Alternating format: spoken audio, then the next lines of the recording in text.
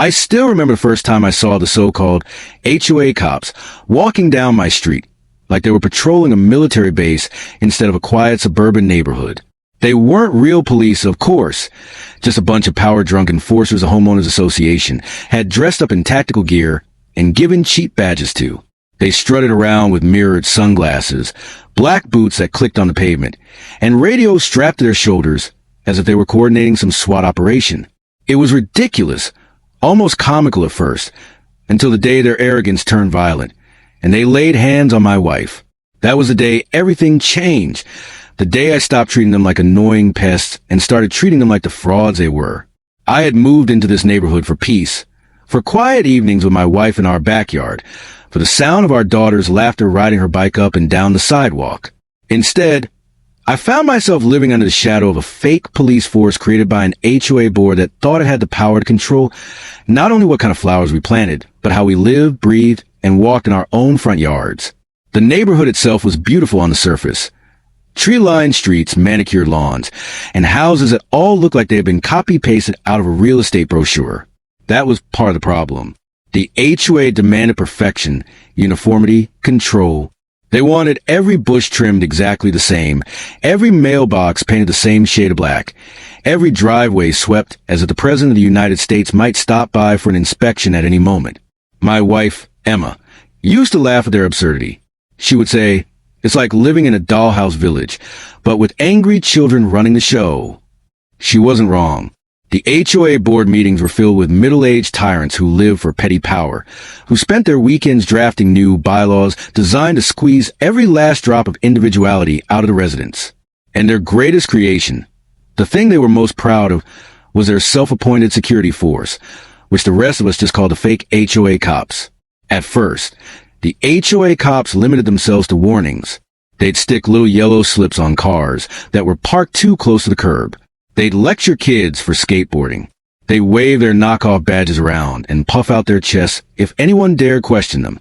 Most people, out of either apathy or fear, played along. They'd nod, smile politely, and pretend these clowns had some kind of real authority. But I've never been the kind of man to bow my head to bullies. My years in the military taught me that respect is earned, not demanded, and these imposters hadn't earned anything except mockery. I tried to ignore them, for Emma's sake, because she hated conflict and always reminded me that we had a family to protect. But ignoring them became impossible. The afternoon, they crossed a line. It was a Saturday, one of those warm days in late spring, when the air carries the smell of freshly cut grass and blooming flowers. Emma was unloading groceries from the car, parked at the end of our driveway. The rear hatch was open, bags lined with bread and fruit and milk stacked neatly as she carried them one by one toward the front door. Our daughter was sitting on the porch with a popsicle, swinging her legs happily. The sidewalk in front of the driveway wasn't blocked, not in any real sense. A person could easily walk around the car with 2 steps to the left. But that didn't matter to the HOA cops. 2 of them came marching down the street like they were on patrol in Baghdad, radios crackling, sunglasses reflecting the bright afternoon sun. They stopped in front of our driveway, looked at Emma, and one of them barked, "Ma'am, you're blocking the sidewalk." That's a violation. Emma, polite as always, smiled and said, "I'll only be a minute. I'm just unloading groceries." She turned to carry another bag inside, expecting them to move on like any decent human beings would. But instead, one of them stepped forward, grabbed her arm, and repeated himself louder, "I said you're blocking the sidewalk. You can't do that." My daughter's popsicle slipped from her hands as she froze in shock. I was inside the house at that moment, but I heard the commotion.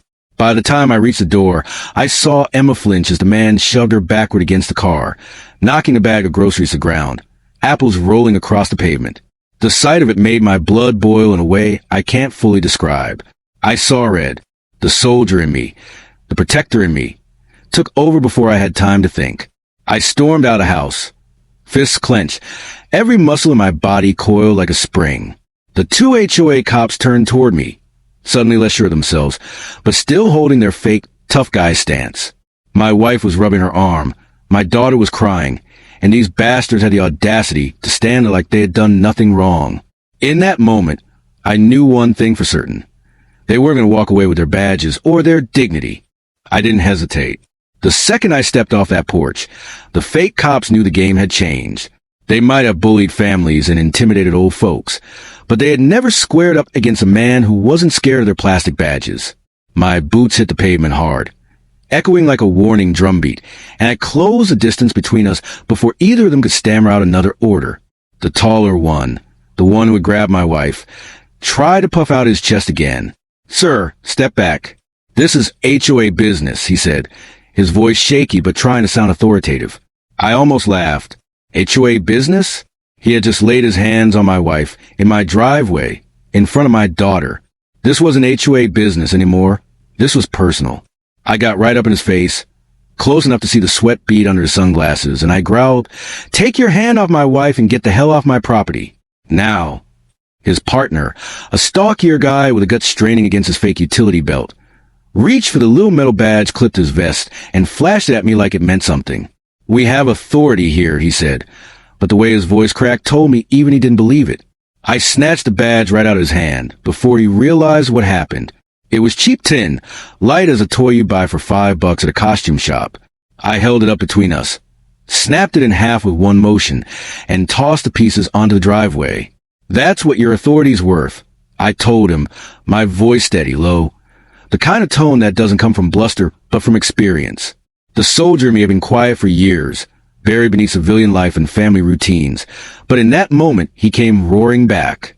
The tall one shifted his weight, like he was considering stepping toward me again. Big mistake.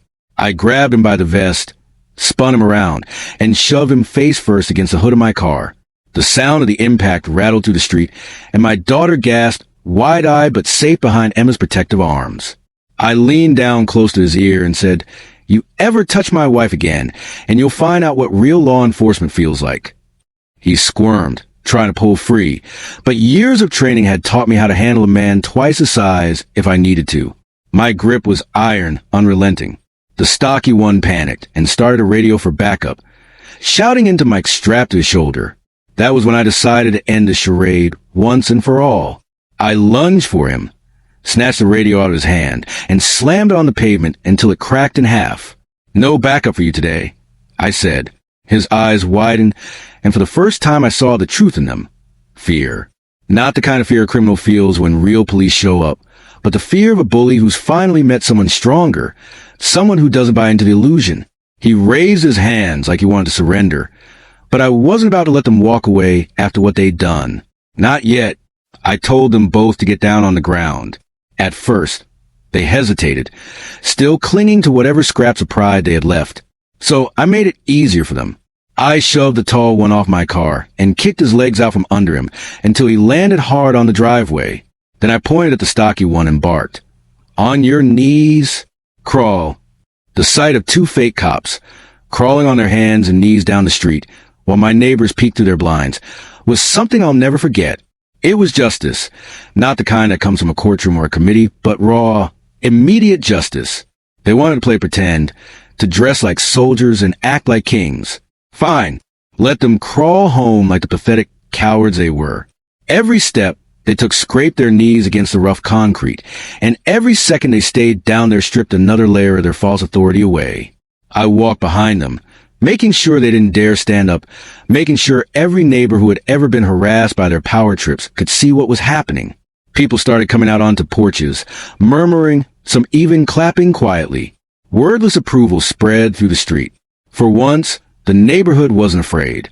Emma's voice called out behind me, trembling but strong. "That's enough," she said, clutching our daughter close. She wasn't wrong. She never was, but my blood was still boiling. I turned my head just enough to meet her eyes. She gave me a look, the kind that reminded me she was the reason I had walked away from a battlefield years ago, the reason I traded combat boots for a wedding ring. That look pulled me back from the edge. I didn't need to break these men any further. I had made my point. They had already lost everything that mattered to them. Their illusion of power, their fake respect, their false sense of control. By the time they reached the end of the street, crawling like dogs with their badges gone and their radios smashed, they were shadows of the swaggering bullies who had dared to touch my wife. I stopped there, arms crossed, watching them scramble back toward their little headquarters, which was nothing more than an HOA office stuffed with clipboards and cheap uniforms. The neighbors lingered outside, whispering, shaking their heads in disbelief but also in quiet triumph. For years, everyone had tolerated the nonsense because it was easier than fighting back. But that day, I showed them something different. I showed them that the HOA cops weren't invincible, that they weren't real, that their authority was paper-thin, fragile, and easily broken. And once that veil was lifted, nothing would ever be the same in our neighborhood again. That night, after the street had quieted down and most of the neighbors had gone back inside, Emma and I sat at the kitchen table with the lights dimmed low. She held an ice pack to her arm where the tall one had grabbed her, and I sat across from her, staring at the cracks in the badge I had broken earlier. It was still sitting on the table, split into two jagged pieces, like a symbol of everything that was wrong with this neighborhood.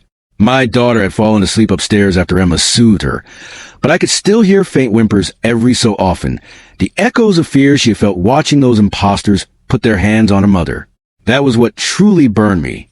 I had dealt with violence before, overseas, and under circumstances most civilians could never imagine, but I had never seen my little girl shaken like that in her own home. Home was supposed to be sacred. Home was supposed to be safe. And the HOA had turned ours into a battlefield. Emma's hand reached across the table, brushing against mine. "You scared me today," she said softly. Not in anger, never in anger, but in the quiet voice she used when she wanted me to slow down, to breathe. I know they deserved it, but I've seen that look in your eyes before. That soldier look. The one that doesn't stop until everything in front of you is on the ground. She wasn't wrong. Back in my service days, that look had been my survival. It was the same look that kept my unit alive in places where danger lurked around every corner. But here, in a suburban neighborhood with picket fences and neatly trimmed hedges, that look scared her. She loved me for it once, when it was what protected me. Now she worried it might consume me. I leaned back in my chair, exhaling slowly, trying to let the rage ebb away. They put their hands on you, Em. They did it in front of our daughter. I couldn't just stand there. My voice cracked at the end, because deep down I knew she understood. She always did. But she wanted to make sure I didn't lose myself to the part of me I had spent years trying to bury. "I'm not mad at you," she said gently, adjusting the ice pack. "I just don't want them dragging you down into their game. They're not soldiers. They're not police. They're cowards. And you already showed everyone who they really are. Don't let them bait you into being the monster they pretend to protect us from." Her words settled in my chest like weights, heavy but grounding. She was right. As satisfying as it had been to see them crawl down the street, the fight wasn't over. They would regroup. People like that never learn humility. They doubled down. And sure enough, the very next morning, my phone buzzed with a text from my neighbor Mark, a guy who had lived 3 houses down for years. "They're holding an emergency HOA meeting tonight. Word is they're furious." I stared at the message for a long moment, a smirk tugging at my lips.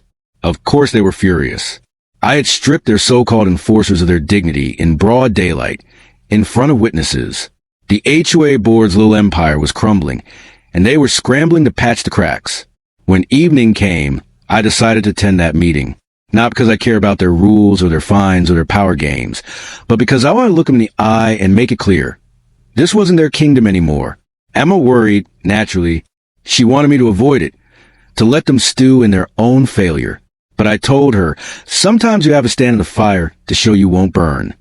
She kissed my cheek before I left, whispering, "Come back to me in one piece." Those words always hit me harder than she realized. The HOA clubhouse was a sterile little building at the edge of the neighborhood, complete with fake wood paneling and plastic folding chairs. I had been there before for mundane issues, trash collection, parking disputes, but that night it felt like enemy territory. The board members sat up front like self-appointed royalty, shuffling papers and whispering to one another. Behind them, pinned to a corkboard, was a framed certificate from some private security training course they had all bragged about once. It looked pathetic now, like a participation trophy for bullies. When I walked in, the room went quiet. Neighbors filled the seats, some tense, some curious, some openly grinning at me as if I were carrying their unspoken hopes on my shoulders. Everyone had seen what happened yesterday. Everyone knew the HOA cops had been humiliated. The board president, a sharp-jawed woman named Linda who wore her hair like a helmet, cleared her throat and said, "Mr. Carter, I assume you know why you're here." Her voice was icy, controlled, the kind of voice used by someone who's been challenged and hates every second of it. I sat down in the front row, leaned back casually, and crossed my arms.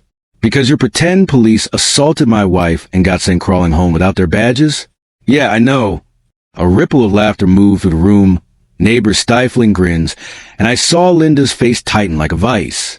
One of the board members, a heavy-set man with sweat stains on his shirt, slammed his fist on the table. "You disrespected our authority," he barked. The words hung in the air, brittle, fragile, almost laughable. Authority. That was the heart of it. They thrived on the illusion that their word was law, that their fake cops had teeth. I leaned forward and locked eyes with him. "You don't have authority. Not over me. Not over my family. You've been bullying people into compliance with plastic badges and empty threats.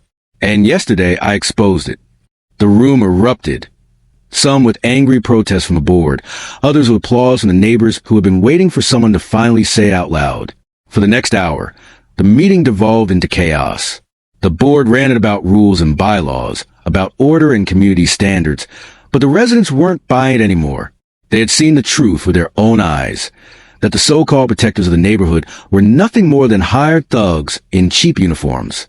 And every time the board tried to reassert control, I stood up and cut them down with facts, with truth, with the unshakable authority of a man who had lived real order, real discipline, real sacrifice. Compared to the military, their HOA rules were a joke, and I made sure everyone knew it. By the time the meeting ended, the board looked shaken, cornered, desperate. They weren't used to losing control. And deep down, I knew this was only the beginning of their unraveling. The days after that meeting felt like a storm brewing under a deceptively calm sky. On the surface, the neighborhood looked the same as always. Sprinklers ticked in the mornings, kids rode their bikes after school, and dogs barked at passing mail trucks. But beneath it all, tension rippled through every street. The HOA board had been exposed, their fake cops humiliated, and the residents had seen through the charade. Some people walked a little taller now, emboldened, while others stayed cautious, waiting for the board's retaliation. Because make no mistake, retaliation was coming. Bullies don't just roll over. They lick their wounds, gather their pride, and strike back harder. I knew it. I had lived it in far more dangerous places than a cul-de-sac. It started small. The first sign was a stack of violation notices delivered to my mailbox like a pile of threats. Grass length exceeds regulation by 2 inches. Improper placement of trash bins. Unapproved decorations in front yard. They were laughable infractions, but the intent was clear. They were trying to bleed me dry with fines, to bury me under paperwork and intimidation. I pinned each notice on a corkboard in my garage, a growing wall of evidence of their harassment. Emma rolled her eyes at the absurdity of it, but I saw the worry in her expression when she thought I wasn't looking. "They won't stop," she said one night as we lay in bed. "They'll keep coming until they think they've broken you." I pulled her close, kissed the top of her head, and whispered, "Then they'll learn I don't break." The next escalation came a week later. I was pulling into the driveway after work when I saw 2 of their so-called enforcers parked across the street in their black SUV, watching my house. They weren't in uniform this time, but their faces were unmistakable. 2 of the same clowns I'd made crawl down the street. They didn't move, didn't get out, just sat there staring like vultures perched on a fence post. My daughter noticed them from her bedroom window and asked, "Daddy, why are those men here again?" That was the moment I realized the HOA wasn't just targeting me. They were trying to intimidate my entire family. That was a line they were about to regret crossing. I walked straight across the street, calm but deliberate, my boots crunching against the asphalt. The 2 inside shifted uncomfortably as I approached. I could see it in their eyes. They wanted to look tough, but they hadn't forgotten the last time they squared off with me. I rapped my knuckles on the driver's side window. He rolled it down halfway, his face pale but trying to mask it with a sneer. "Just doing our patrol," he said. I leaned down so my reflection filled the glass and replied, "If you ever sit outside my house again, watching my wife and daughter, I won't make you crawl. I'll make sure you can't stand." My voice was calm, even, but there was steel in it. They both swallowed hard, muttered something about leaving, and peeled off down the street. Emma scolded me when I came back inside, but not because she thought I was wrong. "They're going to keep pushing until something breaks," she said. And she was right again. I could feel it in my bones. I had been in combat zones where the enemy would probe your defenses, looking for weakness, and I recognized the same pattern here. They were probing me, trying to find a crack in my resolve. The difference was they weren't trained fighters. They were cowards in polos and cheap tactical vests. And cowards always make mistakes when pressed. 2 nights later, they made their biggest mistake yet. It was just past midnight when I heard the crunch of gravel outside. I got up, slipped quietly to the window, and saw 3 figures in dark clothing moving around my yard with flashlights. They weren't police. I could tell instantly by their posture, their fumbling, the way they kept looking over their shoulders. They were HOA cops trying to play commando. One of them was planting something by my fence. I grabbed my phone and recorded the whole thing through the blinds. Every second of their clumsy sabotage. When I stepped outside, I didn't bother with stealth. I flipped on the floodlights, and the yard lit up like a stage. Caught in the act, I called out, my voice booming across the lawn. The 3 froze like deer in headlights. One dropped whatever he was holding. It looked like a bag of weed they planned to discover later as an excuse to call the sheriff on me. Pathetic. I marched toward them, phone still recording, and said, "Go ahead. Keep moving.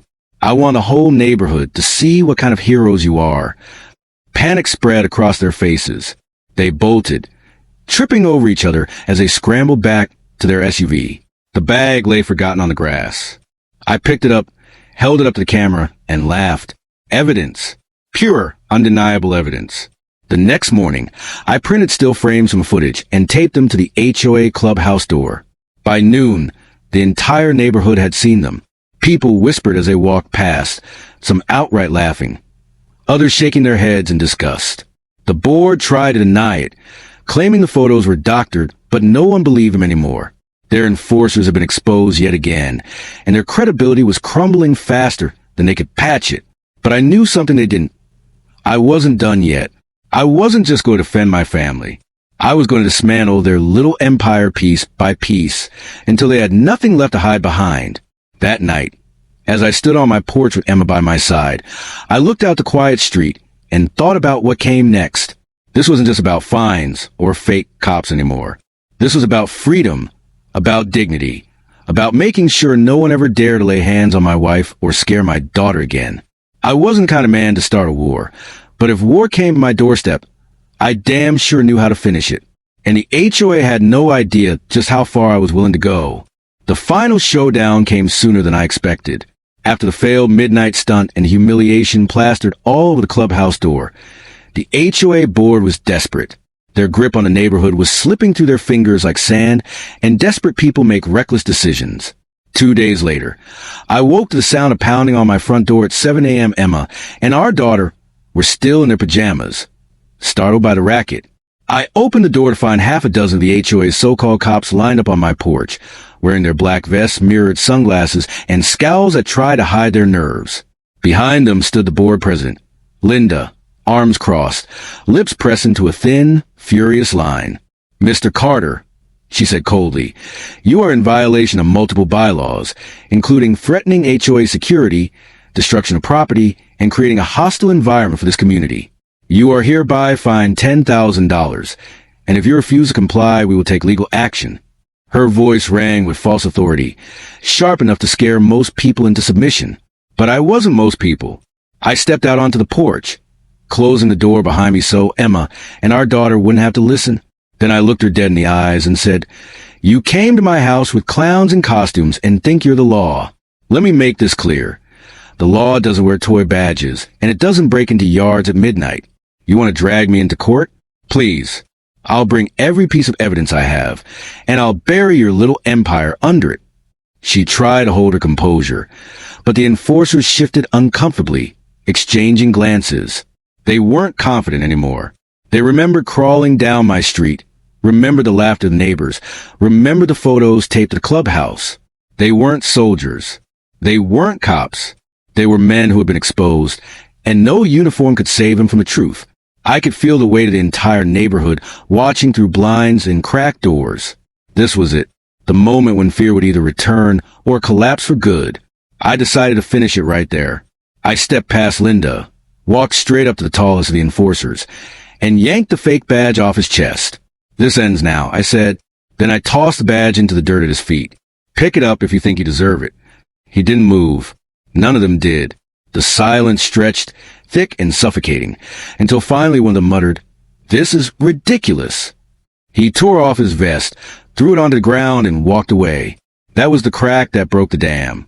Another followed, then another, until half of them had abandoned their gear and slunk off down the street, heads hanging. The neighbors began to step out onto their porches, clapping, cheering, some even recording on their phones. The HOA's illusion of control shattered like glass. Linda's face twisted with rage, but there was nothing she could do. Her enforcers had deserted her. Her credibility was destroyed, and the community she thought she controlled had turned against her. I leaned in close enough that only she could hear me and said, "You built this little kingdom on fear, but fear only works until someone stands up to it. You got nothing left." Then I turned my back on her and walked home, leaving her standing there with her fake authority crumbling around her. That afternoon, I filed an official complaint with the county sheriff's office, complete with video evidence of their midnight sabotage, photos of their harassment, and testimony from neighbors who had seen everything. The sheriff wasn't amused. Within a week, the HOA board was slapped with legal notices, their security force disbanded, and their misuse of funds investigated. Turns out, they've been funneling HOA dues into their little fake police operation without proper approval. That was the nail in the coffin. Linda resigned in disgrace, the board dissolved, and the neighborhood voted to abolish the HOA altogether. For the first time since moving in, the place actually felt like home. Emma cried tears of relief when it was over. Our daughter laughed again without fear when she rode her bike on the sidewalk. And me? I sat on the porch one evening, beer in hand, watching the sunset paint the sky gold and red. The war was done, and we had won. Not because I was the toughest, not because I made them crawl, but because I refused to let cowards with badges made of tin scare my family. I had fought real battles, seen real enemies, and I knew one thing above all else. You don't let bullies rule your life. You stand up, you fight back, and you make them crawl home without their power. In the end, that's what freedom really is, not the absence of conflict, but the courage to face it head on when it comes knocking at your door. And as I looked at Emma smiling beside me and my daughter racing down the street with her friends, I knew one thing for sure. No HOA, no fake cop, no bully would ever take that away from us again.